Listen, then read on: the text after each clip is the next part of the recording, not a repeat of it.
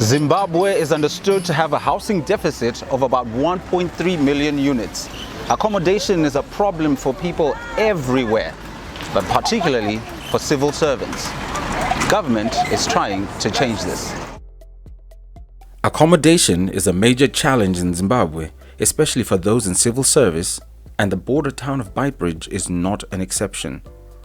In a bid to improve the standards of living for its employees, government in January 2019 signed a $60 million MOU with the National Building Society, which will see more than 200,000 housing units built by 2023.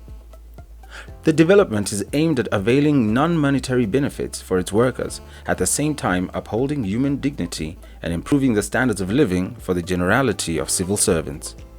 In his $421.6 billion budget for 2021, Finance Minister Professor Mthuli Ncube highlighted a people-centered thrust that will address emerging infrastructure gaps, improve physical and emotional health, and develop housing in line with growing demand for accommodation, and allocated $10 billion Zimbabwe dollars towards achieving these goals.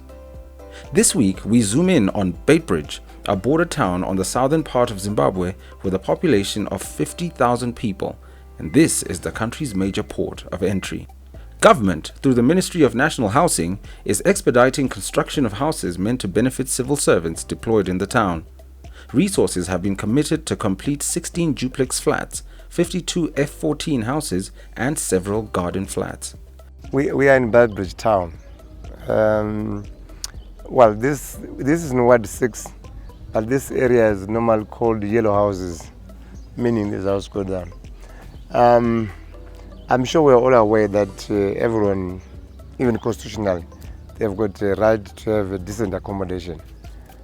But unlike the previous government, with the current government, which is, it works on 100 days, and with this new dispensation, they are trying to finish off all those projects which have been outstanding. And especially this one, we have about 28 units.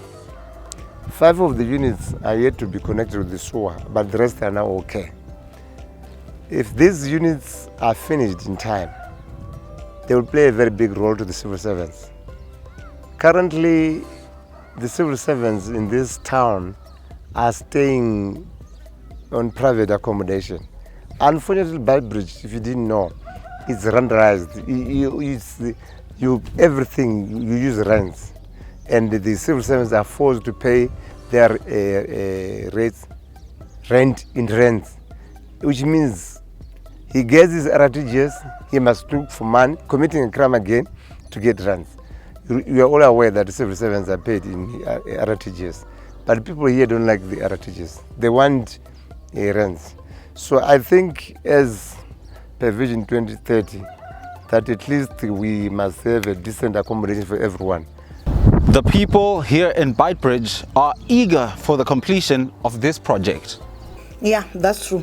You know, as the Ministry of National Housing, we have actually started rolling out projects that are aimed at empowering our civil servants, at ensuring that our civil servants also manage to get incentives that are not monetary, to enable them to have sustainable livelihoods, so that they are also able to use their salaries for other things besides transport and accommodation.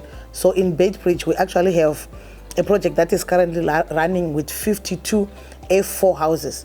Initially, these houses were for rural staff, rural-based staff, but because Beitbridge as a town has expanded, now these F14 houses are now for urban civil servants.